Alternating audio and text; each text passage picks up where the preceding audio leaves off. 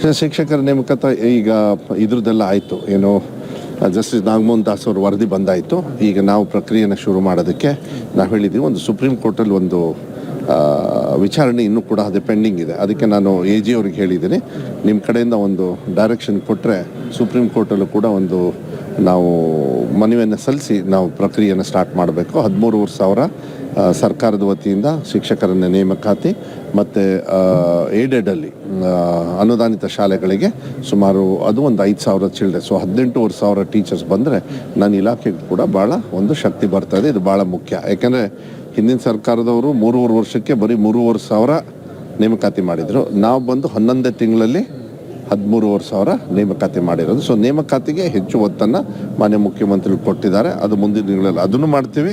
Plus ಅನುದಾನಿತ ಶಾಲೆಗಳನ್ನು ಮತ್ತೆ ಎಕ್ಸ್ಟೆಂಡ್ ಮಾಡಬೇಕಂತ ಹೇಳಿದ್ದಾರೆ. 1995 ಮೇಲೆ ಕನ್ನಡ ಶಾಲೆಗಳನ್ನು ಉಳಿಸ್ತಕ್ಕಂಥ ಒಂದು ನಿಟ್ಟಿನ ಮೇಲೆ ಅದು ಕೂಡ ಒಳ್ಳೆ ತೀರ್ಮಾನವನ್ನು ನಮ್ಮ ಭಾಷೆ ಪರವಾಗಿ ಮಾಡ್ತಕ್ಕಂಥ